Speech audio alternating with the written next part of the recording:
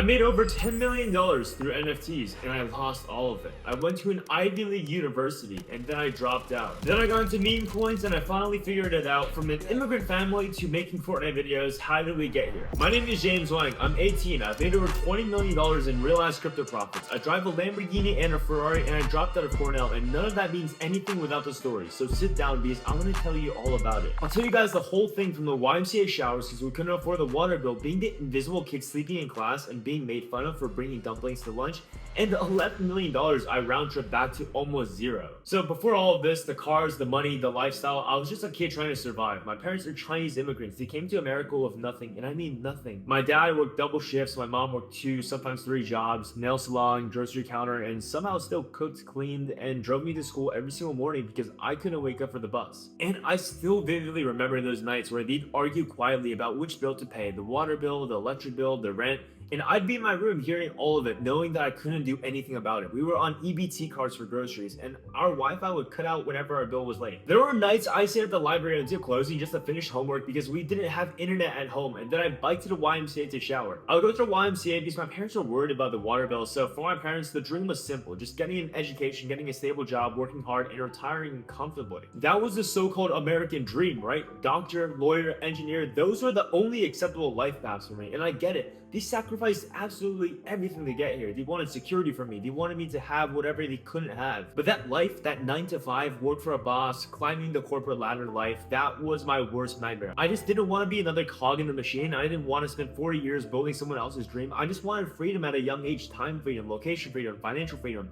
And my parents, they didn't understand that. They came from a world where you work hard, you keep your head down, and you don't take risks. But I was different at a young age. Middle school and high school were brutal for me. I wasn't cool. I wasn't popular. I was just invisible, and kids would pour water on me to get a laugh. Teachers would just overlook everything, and I'd sleep in class because I was up until 3, 4 in the morning working on YouTube videos, learning how to edit on my iPad, studying the algorithm on TikTok and YouTube like other kids studied for tests, and nobody around me got it. The few friends I'd have, whenever they asked me to hang out, I just say no because I was working, and by senior year, I didn't have any friends left. The friend groups were all locked, and it just seemed like everything moved on without me.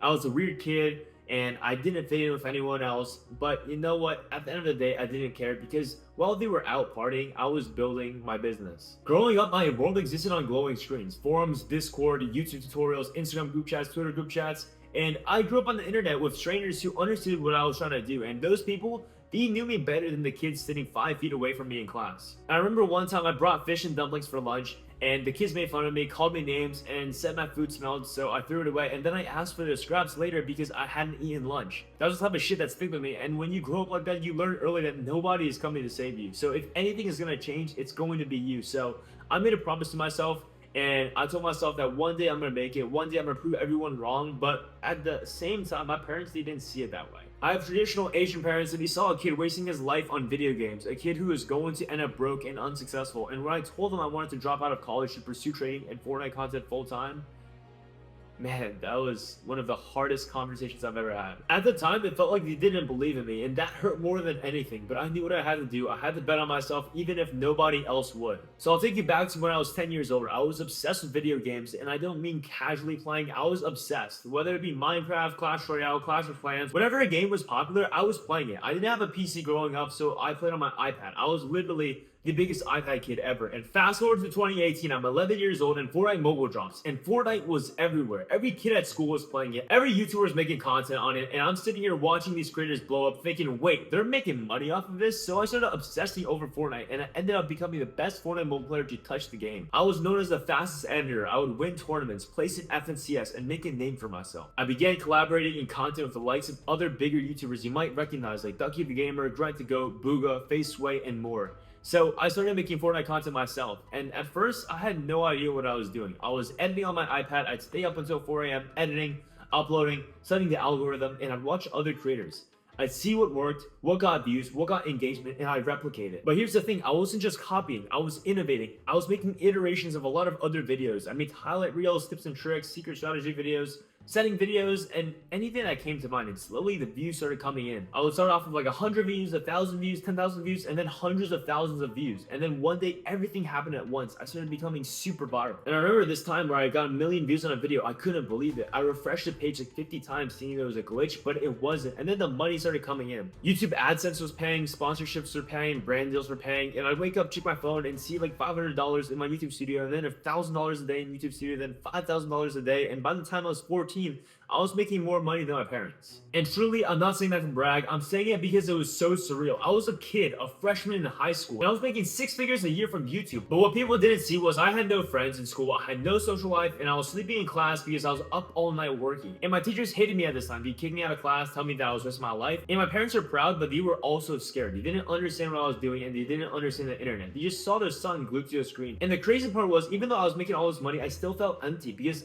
I was just invisible at school. I was a weird kid, and because of groupthink, I just thought I was doing something wrong. I mean, no one else was doing what I was doing, but what kept me going was actually proving other people wrong.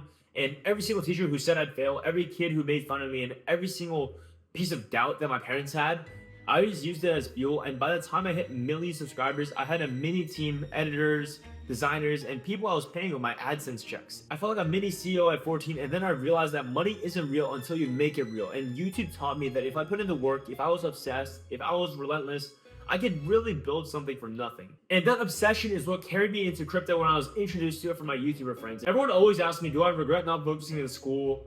My honest answer is going to be no, but not for the reason you think. School taught me one thing, which is knowing exactly what I didn't want my life to look at. I'd sit in class watching all these kids stress over tests that determine what college they got into, what job they get, and how much money they make for the next 4 years of their life. And I'm here sitting in class thinking that that wasn't what I wanted. I didn't want to wait until I was 60 to start living, and that single uncomfortable thought is what drove me into everything that came next. So by the time I'm 14 years old, I'm making over $500K a year from YouTube. I have money, I have freedom, and I'm living somewhat the dream. But around this time, I was hearing about crypto. Bitcoin, Ethereum, all this stuff, and at first, I'm like, what is this? But the more I researched, the more I realized that this is going to be the future. So I started buying Bitcoin, Ethereum, just holding it, and then NFTs happened. In around 2021, we had the NFT boom, Bored Apes, CryptoPunks, and all of these projects were dropping, and people were making an insane amount of money. Like, people were turning $1,000 into $100,000 overnight, and I'm sitting here thinking, I need to get in on this. So I did. I literally went all in. I was buying NFTs left and right, flipping them, trading them, holding them, and I was printing money. I was in these super exclusive trading groups that costed $50,000 to join, and I was trading with the best of the best. I was trading with billionaires. I made my first $1 million at 14 from NFTs, $1 million at 14 years old, and then 2 months later, that $1 million turned into $11 million. And at the time, that was probably the happiest moment of my life, but it actually wasn't because the market didn't care about my ego. And in April of 2022, I full ported this NFT called Other Side by Yuga Labs. I was a 4 to 14-year-old that thought I was the smartest, the richest, and I was so cocky. The market crashed, and so did the Other Side NFT. So I lost literally everything. It was basically 90% of my portfolio gone in 90 days. I went from having 8 figures at 14 to basically back where I started. And the worst part was it was my fault. I got greedy, I didn't take profits, and I was up $5 million unrealized off of that one trade. I thought that it would keep going up forever, and when it crashed, I felt like the biggest idiot in the world. And my parents didn't say I told you so, but every single time I looked at them, I could see in their eyes, they were super disappointed, they were scared and worried about me. And I too was ashamed to even talk about it. But what made it even worse was around the same time my grandfather, the man who basically raised me, got sick, and at 79 years old, he was just unconscious, and I didn't know if he'd wake up. The last words I said to him were, I promise I'll become someone powerful. And I didn't even know what powerful meant back then, but I just knew that I couldn't let him down. And then he passed, and I felt like I failed him. I made all this money, and then I lost it, and I had nothing to show for it. And that's when I hit rock bottom. I was depressed, I was lost, and I didn't know what to do. But I made a decision to try to rebuild. I was going to learn from my mistakes, and I was going to become the person my grandfather believed I could be. And then that's when I started journaling. Every single night, I'd write him a letter telling him about my day, my wins, my losses, my progress, and I know it sounds stupid, but it helped. It gave me a direction, and it gave me a purpose, and slowly I started rebuilding, and I allocated my time back into crypto. I dumped a lot of what I had left back into Ethereum at an average price of $980, and I wrote it up until 2024. The reality, guys, is trading is not as fun as you guys think. All you guys are dreaming up these crazy fantasies of what you want trading to be. It's not. You think it's all about Lambos and making money. You think it's about waking up to notifications while you're on vacation. But what it actually is another day where you use risk management, another day where you can only take one trade, and another day where you can only risk 1%, and another day where you have to stick to your trading plan. But what I realized was the ones who were making it, they were not the ones chasing 100x every single day. They were the ones who could follow the same boring system 1,000 days in a row. And if you can't make trading boring, you'll never make it profitable. The dream is discipline on repeat until it actually makes you money. After I lost everything in NFTs, I'm 15, 16 years old, I rounded my gains, and I'm still making YouTube videos, and I'm still in crypto. And in September of 2023, I get banned on YouTube after having over 1 million subscribers for no reason at all, but that was the end of that legacy. My Faceless Fortnite channel that was making me my income, paying my bills, and supporting my family, it was gone. And now I'm about to go to college. But the thing was, I didn't want to go to college when my parents forced me, and after everything that had happened, I didn't have the energy to fight them. So I applied. I worked my ass off and I studied relentlessly for exams in school and the SAT, which I got a perfect 1600 on. And somehow, despite sitting through half of high school, despite having a failing GPA for most of it, I got into Cornell and many other top 20 universities. So I got into Cornell and I had this moment where everyone around me is just losing their mind and I was just numb. That was the day the Cornell letter came. My mom was screaming, my dad hugged me, and my family from China started congratulating me. And I'm just standing here seeing this piece of paper, feeling nothing. Not happy, not proud, and not relieved. I was just empty because deep down, I knew what this meant. It literally meant 4 more years of pretending to live someone else's dream and being the good son for the family. But at the same time, I played the part, I hugged my mom, but that was all I could do. I didn't want to let my family down. I didn't want to throw the opportunity that they never had, but inside, I was already planning my escape. And that summer before college was weird because everyone else was out partying, going to the beach, and living their last summer of freedom. And for me, I was just grinding. I was up until 3 a.m. every single night, flipping NFTs, trading meme coins before they were very hot, and farming airdrops. I was sending checks for TGEs, running bots, and trying to make something happen. And in that summer, I made over $3 million across the Friendtech airdrop, Blur airdrops, and NFT flipping. So I knew deep down there was more. And then there was this Blast airdrop and a seed round that I invested in, that TGE called Portal. And I was able to make a large chunk of what I lost back. Every single day, I'd wake up at noon, eat cold rice, and go right back to my screen because I was addicted again. My parents would peek in worried and telling me that I needed to get ready for college, telling me that I needed to enjoy my summer, but I couldn't because I felt like I was running out of time. Like every single day I spent not building was a day wasted. Like if I didn't make it now, I'd never make it. And then if we fast forward to moving in with Cornell, Cornell was a beautiful campus, the trees were super nice, and the campus looked amazing, but I felt like an alien. Everyone had their parents, their siblings, and the Target bags full of dorm stuff. Everyone was excited, and I was like, why is everyone excited? Because I was just super tired. I was tired from carrying the weight of everyone's expectations. My mom is fussing over my bedspread. My dad is trying to fix my desk lamp, and my brother is just sitting around. And I look at all these kids, all these families, and I wonder how many of them are actually here because they want to be, and how many of them are here because they have to be. And that night after my parents left, I sit on my bed and stare at the ceiling, feeling more alone than I've ever felt in my entire life. And when I came to classes, I was really trying at the beginning, but my mind was always somewhere else. I don't know about you guys, but all my friends feel the same. When they see that spark of potential and that previous success somewhere else, you just can't focus on what's wasting your time. In uni, I was just thinking about the charts I could be trading, the business that I could be building, and the time I was wasting. I would look at my classmates, the kids who wanted to be consultants or doctors or whatever, and I would just feel this weird mix of envy and pity. Because when I looked at them, these seemed so sure of themselves, but I also felt like most of them were just following the script and too scared to question it. I'd go to club fairs, try to make friends, and join a couple groups, but nothing sticks. I'd eat alone in the dining hall with my headphones in, pretending that I'm busy, and at night I call my mom and she'd ask if I'm making friends, and I just lie and say yes. Every day I felt like I was faking it like an imposter, like at any moment someone's just gonna tap me on the shoulder and say, sorry James, you don't belong here. And honestly, I believed them. So I started skipping classes, I started sleeping in, and I started spending more and more time on Discord, on Telegram, on Twitter, and anywhere but school. I started trading again, small at first and then bigger. I made a little bit of money and then I lost it and then I make it back, and then I was just drifting around. And then one day I started thinking about how fast time was moving at Cornell and how every single day I was spending here was a day I would never get back. And I thought to myself, what if I died tomorrow? Would I be proud of how I spent my last year? Would I be proud of the choices I made? Would I be proud of the person I was becoming? And the answer was no. I'd imagine myself at 80 years old, lying in a hospital bed, looking back on my life. Would I regret dropping out of Cornell to chase my dream? Or would I regret staying, playing it safe, living someone else's life? And I think deep down, that was the only thing I'd regret, was not trying, not betting on myself, and not going all in. Because in the end, your deathbed wouldn't care about your GPA, your degree, or your job title. It'll just care about whether you actually lived. And every single day I was in school, I was just missing out on trades because of the time spent in class. So I knew what I wanted to do. I had to drop out, but saying it and doing it were two different things. I spent days agonizing over it. I wrote pros and cons. I talked to friends. I journaled. I meditated. I prayed. But the answer was always the same. If I stayed, I'd die inside. If I left, I might fail. I might disappoint everyone. I might end up broke. but at least I'd be free. I was about to let go of an Ivy League university and let down my parents. But me, I was like, what the fuck am I even doing here? Because I knew that college wasn't for me. In freshman year of college, it was one of the darkest periods of my life. I get to campus and I'm surrounded by all these kids who were excited about their majors and their careers and their futures, and I'm just here empty because I knew this wasn't my path. I sit in class and professors would talk about supply and demand curves or whatever they were talking about, and I would be thinking that I could be trading right now, but I stuck it out because I didn't want to disappoint my parents again. And then I met this kid named Alex, and Alex was in the same boat as me. He didn't fit in. He was always on his laptop in the cafeteria looking at charts, and then one day I walked up to him and said, yo, what are you doing? And then he showed me his wallet, $500 into $300K. We talked about crypto and it reinvigorated me and reminded me of my old self trading NFTs and making $200K a day, and I was like, bro, let's just start trading again. So we started trading together, me and Alex, just staying at charts for 16 hours a day. We had no social life, no parties, no distractions, just trading, and people thought we were crazy. And then about 2 or 3 days after meeting Alex, we hit this coin on ETH called AGI, and we both made around 40K each from just a couple $1,000s. And then one day we hit our first big trade.